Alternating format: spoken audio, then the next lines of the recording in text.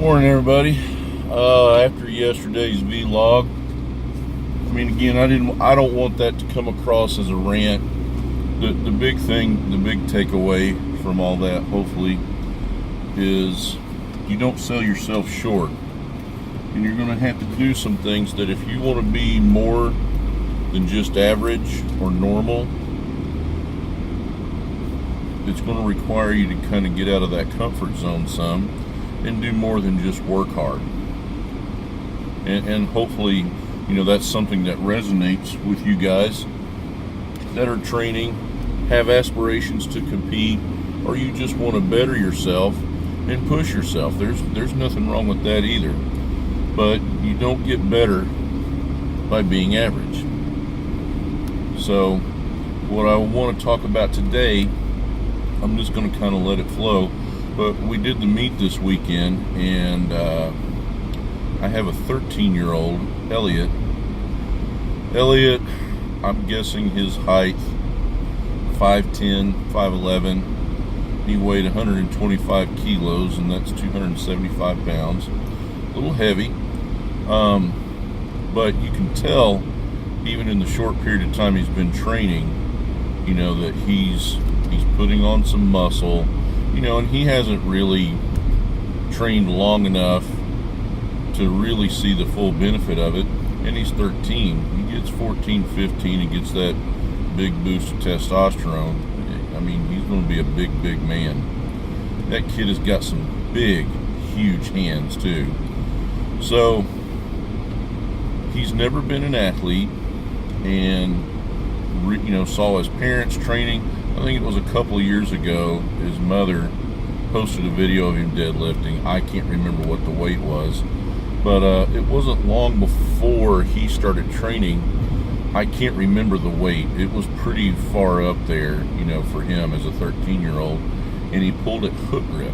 Both his parents pull hook grip, mainly the mom, and mom has a 440-pound deadlift PR to her credit. So, I mean, the whole family's strong. I think John's pulled over 600 pounds a few times as well. So, I mean, it's no joke. But the thing, Elliot came to the gym before his first meet, and that was back February, March-ish. I'm not really sure the timeline. I'd have to look it up. And I honestly don't remember what his lifts were so much. I know he squatted around the 265 area, maybe 270, 275, something like that. He benched about 170 pounds, which was more than we had planned. I don't remember the pull, but again, it was like 2.5, 5 more kilos than what we had planned, which, you know, is a good thing. So you fast forward to last weekend, and there were some challenges. Just, you know, I won't get into them. There just were some challenges. He hit his first 2 squats and went for 155, which is about 341, which is an astronomical squat for a 13-year-old. I don't care how big they are. He squatted the weight, but his knees kind of pushed forward, and they called him high and got a yellow card for, you know, illegal movement. And I disagreed with the call. I thought he still broke parallel. But you know what? I wasn't in the judge's chair, and ultimately he got 3 reds, and that's pretty convincing, you know, that something went wrong. And to his credit, you know, I pulled him aside. I said, look, your second attempt, huge PR. However, you know, we know that there's more in him because he squatted the weight. He just technically had an issue that drew reds. Bench press, he went to 187, good solid bench press. And went on the deadlift, did some basically 363, maybe 369, I don't remember specifically. Pulled 402 on his second, and we went to 418 on his third. He pulled it all the way to lockout, and it came out of his right hand. A lot of lifters had trouble with the bar for one reason or another, and that happens, you know. So, but he pulled the weight, you know, and a lot of times, especially as a 13-year-old, but just as a competitor, when you actually go through all that effort and training, and you actually squat the weight and you deadlift the weight, but something happens, you know, where you don't get the lift, it can be very demoralizing. You know, of course it's disappointing and frustrating, and there's something to be learned by this from this 13-year-old young man that all of us, myself included, can draw from, and that's called composure. It's one of the words that I use with Jennifer quite a bit at Worlds back in Belarus last year. It's so easy to get caught up in a moment and the excitement, you know, and let's be honest, Jennifer was a front runner. We knew that she had a shot, you know, to win, you know, and there's no higher, you know, you may have certain meets or certain titles that you feel are equal, but IPF World Champion it's pretty immortal in the powerlifting world. And regardless of what your take is, by and large, I think people see the IPF as the big dance, or at least one of the top 3 big dances in the world of powerlifting, period. So in saying all that, you can see kind of the enormity of that moment. And for her, you know, it was all about composure, staying composed. Let's not get, you know, too wound up. It's lifting weights. It's just another country, but it's just another platform. It's still a 20-kilo bar and kilo plates that we train with that stuff every day. And so don't treat it any different. Be precise, you know, and execute your form. The rest will take care of itself as long as you stay composed. You know, and the results, you know, speak for themselves. So the thing is that he could be really disappointed, but I told him, I said, here's where we improve. We make sure that we correct the technical issue, and he gets that lift. You know, another situation, make sure you got enough chalk on your hands, you know, and maybe next time the bar has got a little bit more knurling and you hold on to it. But we know the strength is there. And so it being his second meet ever, he hits these enormous PRs, and that's, again, remember 13, what he takes away from that is, I can do this. I can qualify for nationals. I can keep training. Because I asked him, you know, I said, do you really want to do this? And he looked me straight in the eyes. I'm going to tell you, 13-year-old, I don't care how big you are, if I'm standing in front of you, it can be pretty daunting. And he looked right at me. He goes, I really do want to do this. You know, so the future's bright. The potential is immense. But I'm going to tell you again, you know, even for the sake of being repetitive, potential unmet is pissing in the wind. It is very ineffective other than getting pissed on. And potential is such a dangerous word, but I think in Elliot's case, the big thing for him is remaining consistent.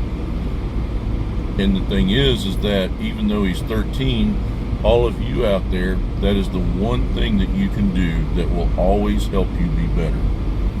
You know, whether you're using my training routine and program, or whatever the case may be, if you are consistent, the training that you will do and do so consistently will make you the best that you can be.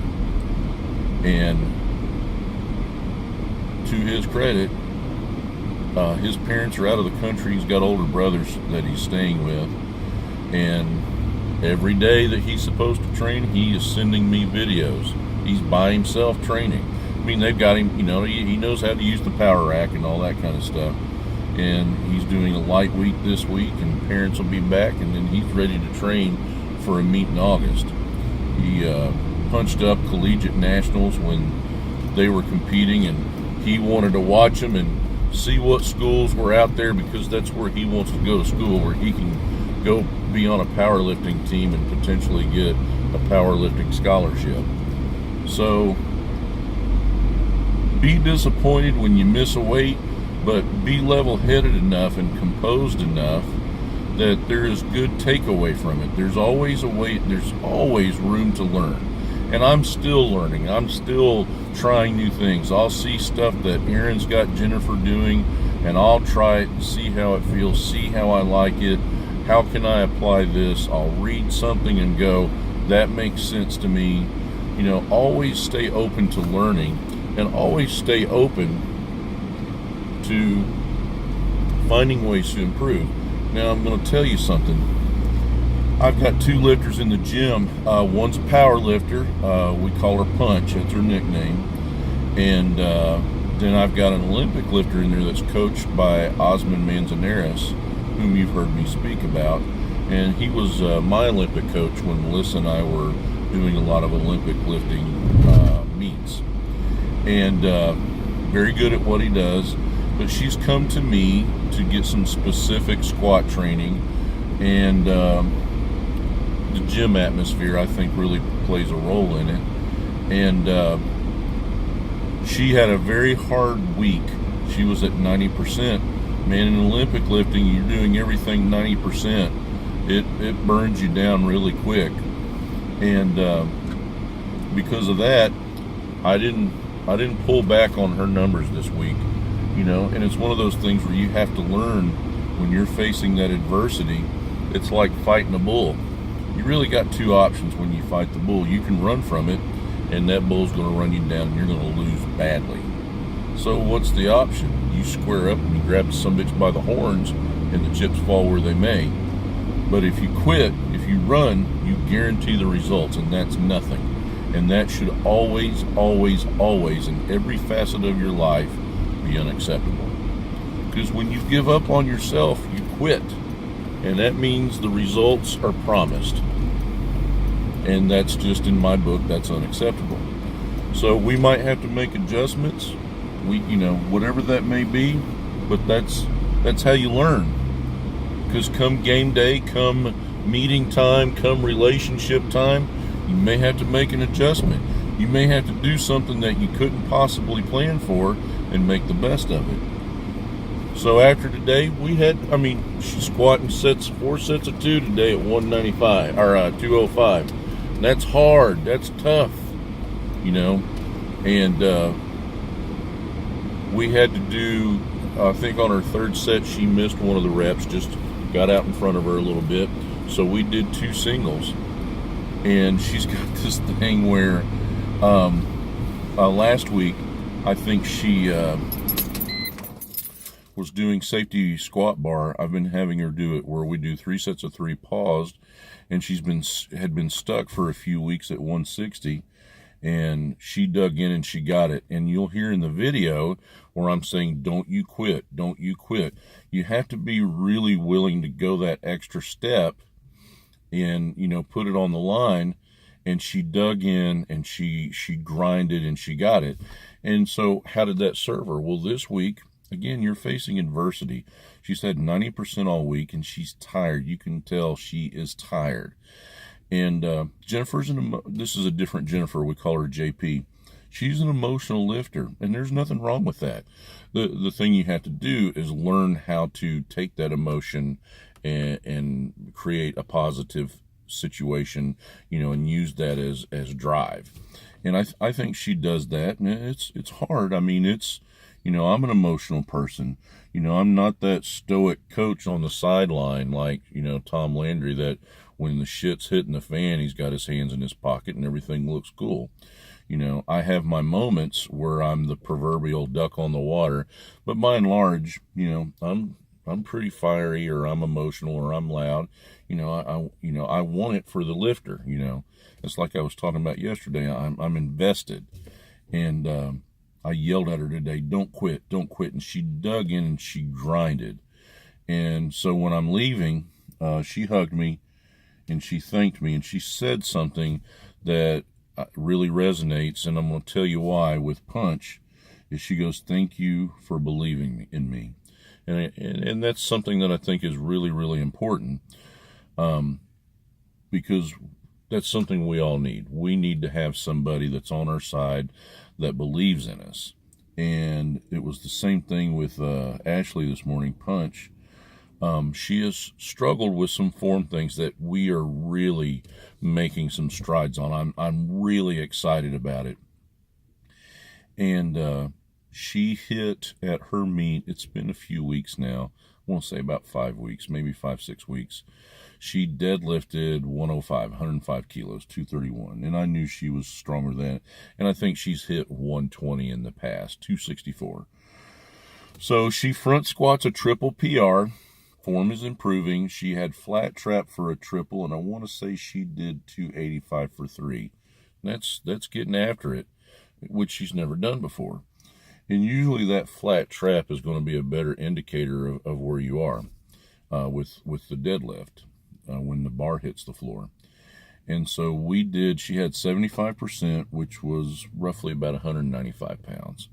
So she did 11 singles with that, and I was like, you know what, we're going to bump this up.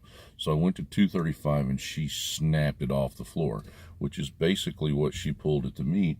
So I had her put 125 on, which is 275, pulled it really well, and I took her to 290, and it went to show that she kind of rushed and changed her approach, broke it from the floor, but it got away from her, so we stopped. I knew at that point, pre-exhausted, she was in a hurry, she needed to get going.